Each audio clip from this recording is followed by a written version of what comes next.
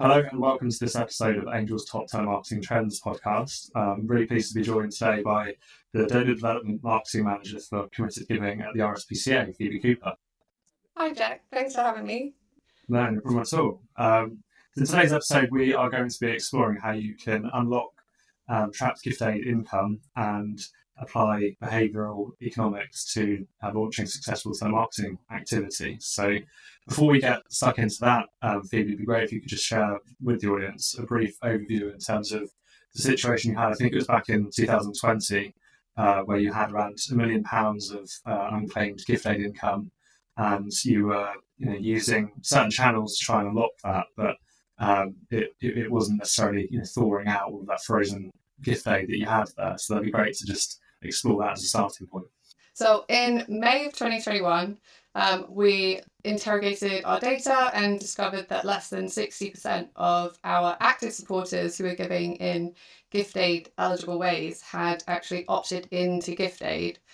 And we had been doing direct mail and email campaigns to try and reach out to those supporters and get them to opt into gift aid and help raise their awareness around what gift aid was and the benefits that it holds for charities. However, of all that kind of past activity, both digitally and via direct mail, our conversion rates were really low, basically around 1% for each of those channels. So ultimately, those campaigns were really making little impact and weren't helping to increase our gift aid penetration rates. So we were keen to explore new ideas and try and find new avenues to contact those supporters. Interesting. And obviously with gift aid, you can increase the value of every single pound that's donated. You get that extra 25% uplift. So I suppose the kind of the value that you can generate from gift aid, on the face of it, is quite significant. Yeah, exactly. Gift aid takes takes your pound and adds an extra 25p on top. So for every pound you donate, HMRC tops it up on your behalf if you're eligible for gift aid with 25% more. So from RSPCA's perspective, that could mean that your £100 donation, with that we could pay the recovering seal, but we could also feed it. It turns 4 bales of hay to feed the horses in our care into 5. So it's actually quite a big impact for animals and a nice way for supporters to increase their support without increasing the amount of money coming out of their purse. Yeah, exactly. And it's always good, I think, like you say, to follow the donations and the income through in terms of the impact that it can actually have for the cause that you represent, in your case, animals and animal welfare generally. I guess going back a step then, in terms of you know that you've got this income opportunity that's available to you, and you can almost analyse what the impact of that has from an income perspective, and then in terms of those outcomes. But it's, I guess, if I'm putting myself in your shoes at that point, it's what's the best vehicle to unlock that gift aid income. And I suppose in fundraising, a lot of discussion is around psychological theories and motivations and what makes people respond to certain things. So I guess it'd be good to explore your kind of approach from a behavioural economics perspective in terms of how that then led to the campaign that we ran together. Yeah, I think it's really interesting. Rory Sutherland actually references a case study at the beginning of his book, Alchemy, in which a humanities charity performed a test on some door drop that they did. And there were 4 different variants. And of those, one of them highlighted the opportunity to give 25% more through gift aid. And I won't go into all the details. You can look it up and read about it. But the gift aid variation actually performed significantly worse than the other 3 variants. So the control, the other 3 variants, which were all around how the paper felt or how the door drop was delivered, those performed 10% better. but the gift aid variant actually performed 30% worse. And I think it's actually a really interesting case study because it highlights how small, like subtle things really impact people's behavior, and it connects to behavioral economics. So I mean, it is behavioral economics, isn't it? So it's I guess if we I'll step back one. If you think of it kind of like through that lens of behavioral economics, you can kind of deduce that it's related to system one versus system two thinking. And so system one versus system two is a theory that Daniel Kahneman, who he won the Nobel Prize in 2002 for his work in behavioral economics, he says that basically decision making is taken on by two different systems in our brain. So system one, it operates automatically and quickly. So there's little or no effort and kind of no sense of voluntary control with that. It's fast, it's automatic, it's effortless, and it's really using intuition and gut feeling. Whereas system two is very rational and it's slow. It likes to it's the one where you're going to pause and think. It's going to allocate attention to the effortful mental activities that really demand it, and it's often associated with kind of that subjective experience of agency. So it requires you to make a choice and to concentrate. So I think that case study by Rory Sutherland and laying over system one and system two, you can really see gift aid. It's not an emotional decision. It's not something that you can just be like, oh yes, like be led to that from your gut feeling. It is a system two activity. You do slow down. You get presented with a declaration and a tick box that you have to read and agree to, and it says in that declaration basically that if I pay more income tax or capital gains tax than the total amount of money that I've gift aided, that I'm responsible for the difference. Woo! Like that's kind of intimidating. So it does, it makes you pause and you think, oh, I don't know, am I eligible? And it's, you might want to talk to someone about it. You might want to go away and think about it. So you might not comfortably just tick that box on a piece of paper. So that's what really made us think, well, why don't we call them? So that's when we got in touch with Angel to see what the possibilities were the call and how can we really bring gift aid to life for supporters over the phone and be there to help answer any questions they might have and really treat it as a system two activity. Yeah, absolutely. And I think in our experience, a lot of the conversations that you have in fundraising capacity probably tap into the other aspect of the, the brain and mind in terms of, we always use a rule of 80% of the decisions that people will make when they're asked for a donation. So not gift aid, but asked for a donation will be emotive. It won't be logic based. It will be done on impulse. It will be done on a feeling. It will be done on someone's belief system, and all of those kind of facets that sit within that. And only 20% of it, this is a rough guide, but it's done on some psychological theory around sales motivations. Only 20% of it would be logic based in that regard. So usually a lot of the conversations that you have where you're trying to, for example, convince someone to actually begin their donation journey with the RSPCA would be emotionally driven. But I think with gift aid, as you say, it's a different proposition altogether. They've already made that decision. If they're an existing supporter or an app supporter, for instance, they've already made that decision that from an emotional and belief system perspective, they're aligned with you, they want to support. The actual ticking of the gift aid box is either they've not done it, they haven't understood why they should do it, or they don't feel like you said they have almost the information, or they're a bit worried about doing it. So it's a very rational, very logic-based decision. And as you say, I think certainly what we found was that having that conversation and being able to allay some of those concerns, answer the questions, and also explain why it's such a great thing actually for the charity to be able to benefit from, that we had a lot of success with that through spoken word. It would be interesting to get your perspective on what that success looked like and how it compared to other channels. So it was actually really wonderful, because it felt like such a collaborative piece with Angel. We were really able to work with you to make sure we were setting up the script and the whole campaign in a way that would have the most impact and focused on that logic based.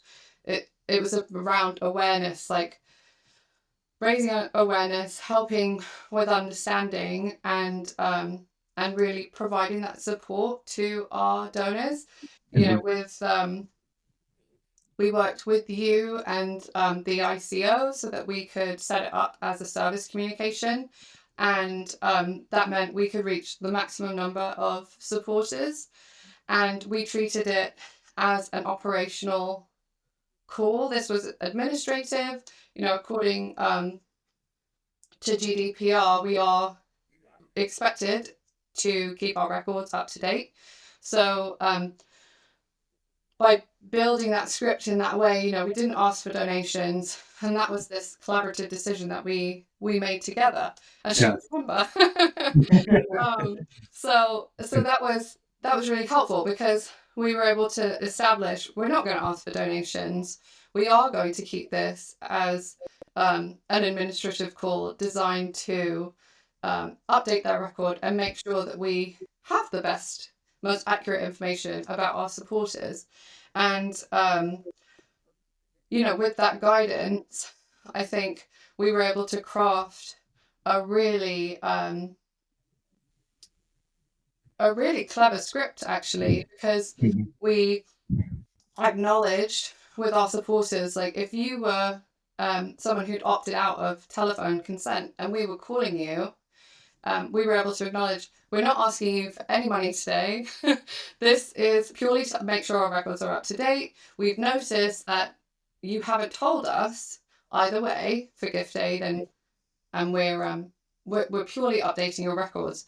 And it made it this really lovely call. And from the feedback that you could hear in the call recordings, and that your Angel's agents were referencing, people actually really appreciated the call, and they really liked it. They like it gave us an opportunity to say thank you to them for their support, and update our records. So even supporters who said no to gift aid, we then got that information. So now we know, these supporters are non-UK taxpayers.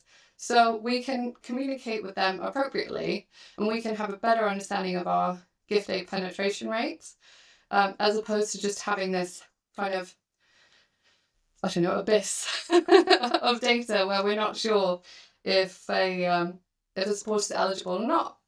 And then, of the campaign, for the supporters who said no, 90% of them said no because they were non-UK taxpayers.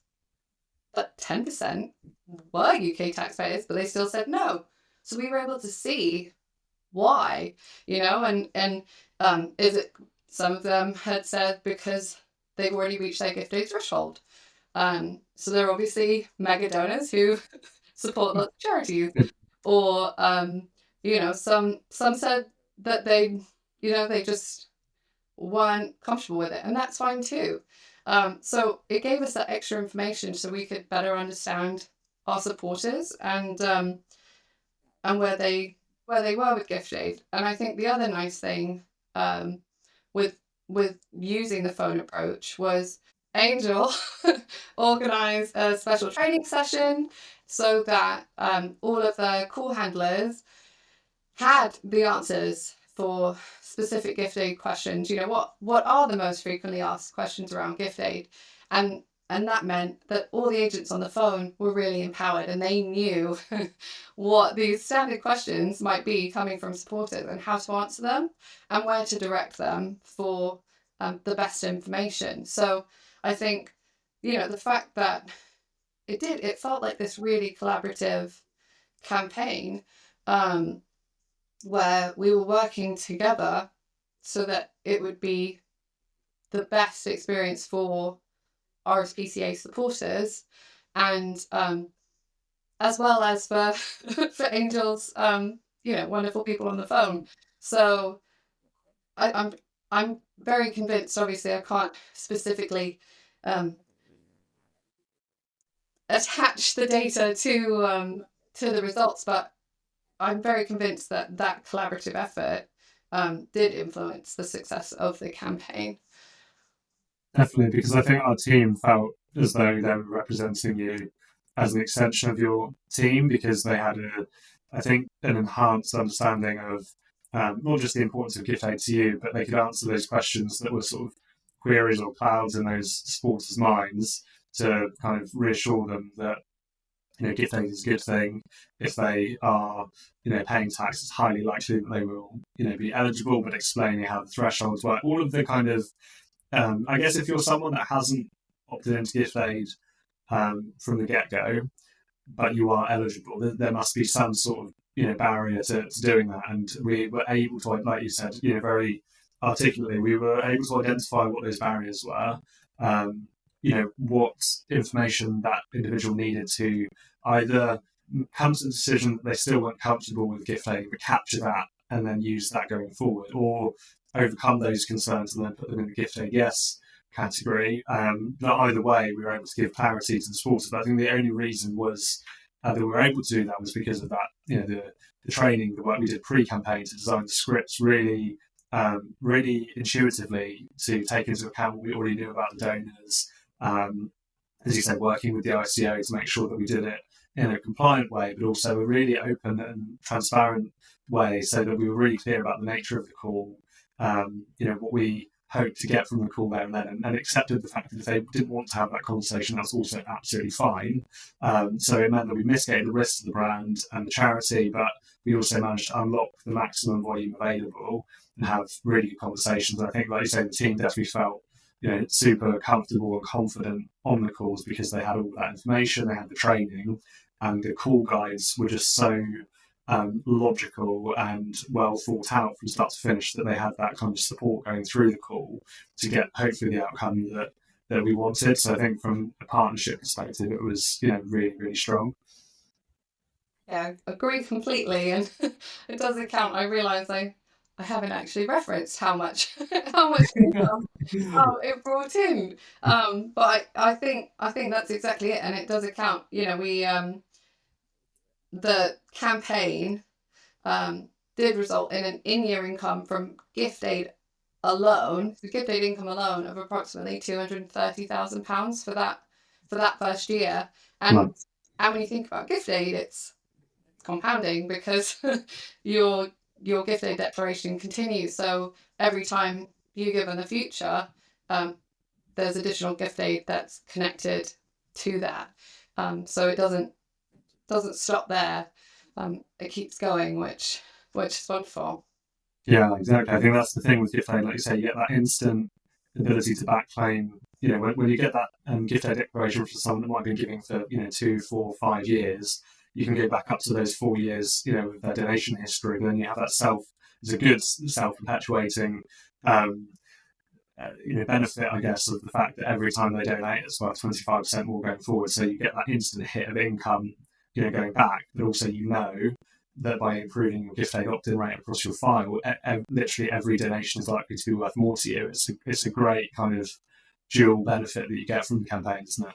No, exactly. And you reminded me, the other wonderful thing about being on the phone was because the gift aid declaration, it automatically, via post or digitally, it automatically goes back 4 years because that's the maximum you can claim back. But on the phone, we could, if that was if someone said, oh, well, I've only been a UK taxpayer for the past 2 years, so I wouldn't be happy with you claiming for the past 4. On the phone, you could say, oh, well, it's no problem because you could set the gift aid start date, and having that built in, it's that extra reassurance. So yeah, all that 4 years of income, very nice. Yeah, very nice. So, of course, 230,000 in income is a substantial amount for the charity, and I guess that was sort of 2021, 2022, and we're now approaching, I can't believe it, it's March 2025. So, in that time, of course, it was the obvious thing to do was to press the repeat button as many times as possible to try and of course, the first time you always get that kind of initial low hanging fruit. It's usually the best one is often the first one, but it was the right thing to do was try and repeat that as much as possible, but also evolve the campaign to hopefully new heights and maximize other income opportunities. So it'd be great if you could share, I guess, a read on having repeated it that many times since, where we now are with our kind of overall total, and hopefully that's still ticking over, and also how we've evolved the campaign with things like legacy giving. It's really exciting, actually, seeing the income grow. So as you rightly said, that campaign was 2021. We've March 2025. Where has the time gone?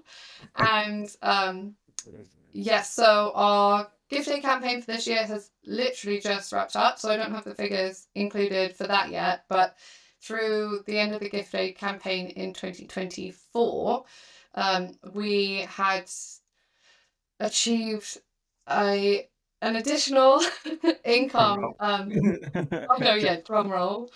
Compounding effect of all the campaigns is an additional approximately £450,000, which is just incredible, really. And when you think about the impact that can have for animals, it makes me feel really good because, essentially it costs us around £1 million to run a wildlife centre for a year. So £450,000, no, that's not all in 1 year, but that amount of money can help run a wildlife centre for almost half a year. Wow. The number of animals supported in there is just astonishing. So it does, I think, speak volumes for the impact that gift aid has made. And actually, when you look at our gift aid opt-in rates, earlier I mentioned that in May of 2021, when we were looking at our opt-in rates for eligible supporters, it was approximately 60%. It was just under 60%. So it's been really exciting seeing that grow, because 2% increase year on year, we're almost at 70%. So we're getting ever so close to our goal of 80% of eligible active supporters being opted into gift aid.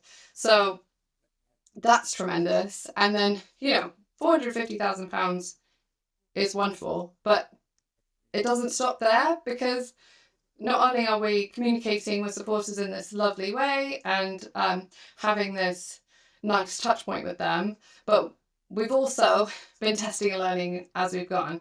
So we have this wonderful relationship with our legacy team, and we decided, why not introduce a legacy ask to our true consented, so those who had opted in to speak to us on the phone, supporters in the gift aid calling. So if someone said, the first year we tried it, 2022, we asked people who said no to gift aid. So they said no to gift aid, we asked them if they would like to see receive a gift in will guide in the post, to help guide their understanding of leaving a gift in their will, and help the charity by building those gift in will inquiries and getting gift in wills pledges into our legacy program.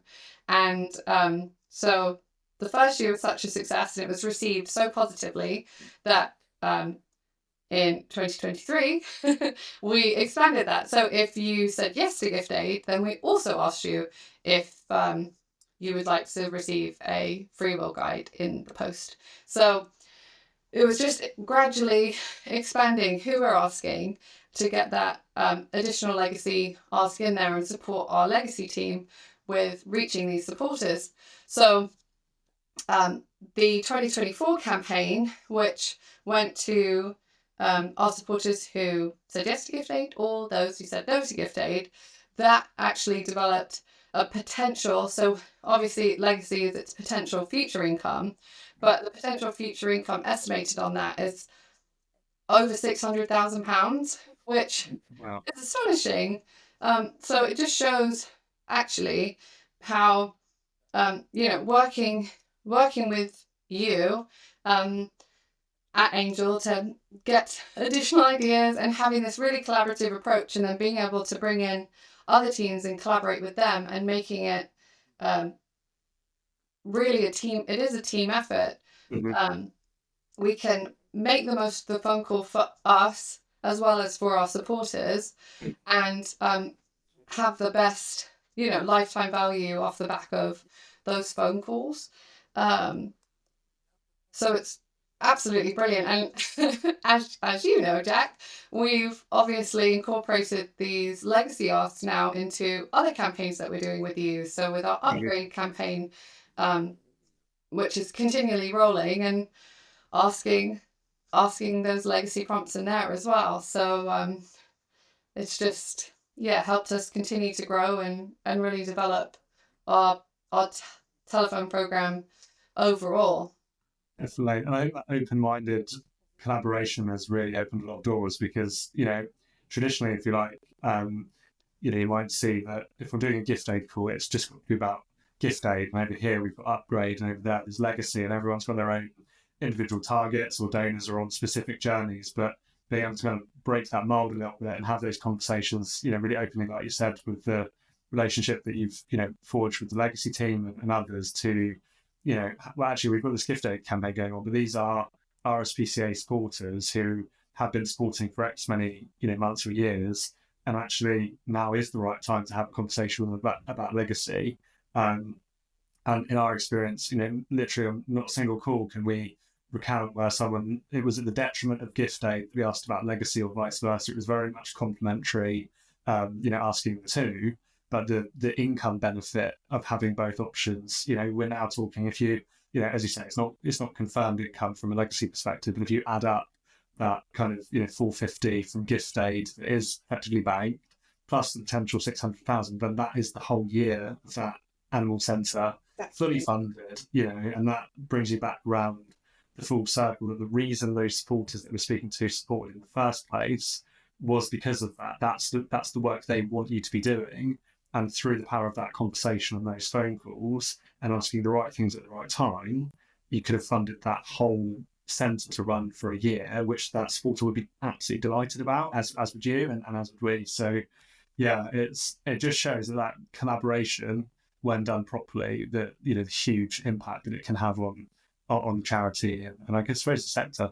It is incredible, isn't it? Because when you think about it, I think it's easy to get so micro focused on your objectives and your tasks and your day job that it's easy to think, oh, these are my supporters and this is my project. But actually, the supporters of any charity, they support the charity. Our RSPCA supporters support the RSPCA. They don't think, oh, I'm an RSPCA committee giver, or I'm an RSPCA legacy, or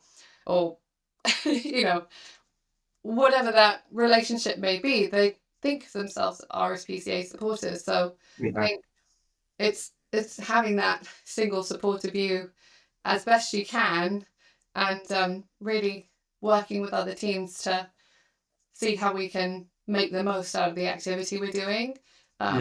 Absolutely. We are a charity, sorry. So I think it's important. It's important to remember, isn't it? Every penny we spend matters. Yes. Because we're a charity. We're funded by our supporters, and that money goes to help animals. So if we're all fundraising separately, then and not working together, those costs potentially can go up. But by working together, we can make the most of every pound, which is always our goal, so that the maximum amount can go to the animals, to the cause, and really helping create a world that's kinder for every animal. Exactly. And I think that, is why supporters, like you said, that's what motivates them. If you speak to the donors on the ground, they would say, the reason I support the RSPCA is because I want the animals to be okay. That in its simplest form is that sort of sentiment. And, if you can join the dots, which I think one of the great things that you have with the phone as a channel, and also if you have fundraisers who understand how to join these dots, it makes such a difference in saying that, gift aid isn't just a box ticking exercise in this complicated tax thing. Actually, it's a way that the RSPCA, through your support, can make sure the animals are okay. And it's hard to write that out, or someone might discard that because it looks quite complicated. There's lots of text and it's just too much. Whereas literally 4 or 5 minutes, I think some of these conversations were, that you can join the dots of, not complicated tax thing, quite simple actually. You do qualify for it, and actually let's connect that dot with your support is now worth this, and this is the income, so the animals are now okay. It's really simplifying it to that level, because with in any sort of communication, I think simplifying it down to the simplest form and getting to the heart of why they actually support you, whether it's gift aid or legacy giving, that's what matters to that supporter. And the phone is just a great way of having the power of a conversation to connect those dots, I think. Yeah, exactly. So I guess there's a way of wrapping up our conversation, hopefully some useful tips for people who might be looking to take the same journey as we did together, those many years ago. What would your advice be to a peer or another charity who, whether it's gift aid calling or another type of calling, that wants to utilise this channel? What should they look for in a partner agency, and any guiding tips that they might benefit from as they look towards that path? I think my key tip is being open to giving something different a try, being really led by your data, and not being afraid to test and learn. It's working with partners who are willing to get stuck in with you and work with you as a collaboration. Who, I think one of the nice things around working with Angel is, as a client, I never feel like an inconvenience or a difficulty, or nothing's impossible. We can work together. You're happy to support if that support is required. You're there on hand, and that's so. I feel like it's almost priceless, because sometimes we need that support, and I think telephone marketing it's an art of its own. It's the constant yeses. It's going on that journey with a supporter, and it takes a very, I don't know, it's a very special relationship in a way. So it's finding an agency that you feel can deliver that for your supporters.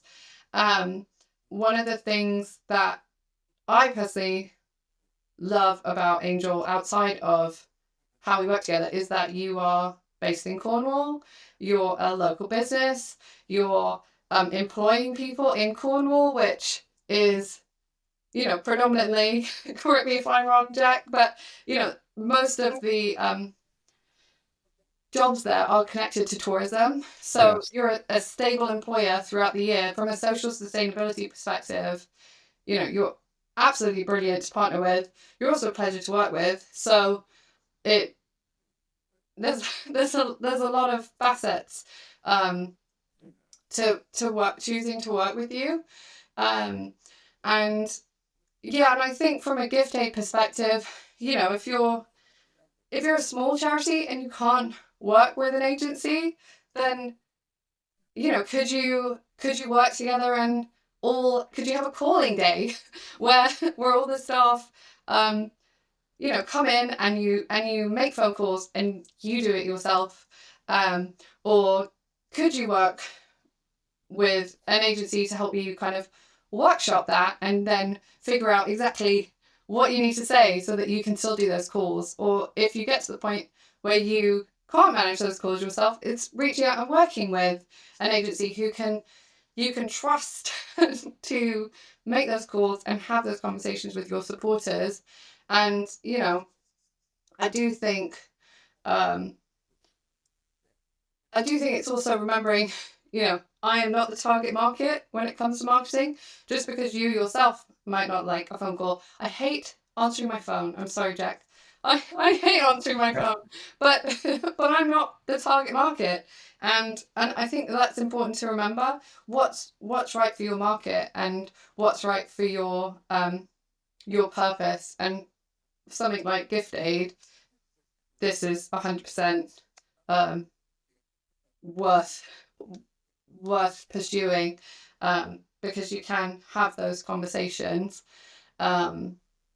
So yeah, I feel like, I don't know, if whoever's listening, if you're going to take kind of anything away from today, it's kind of remembering from a gift aid perspective that in order to harness gift aid's full potential, it does require more than simply providing a declaration with an empty tick box.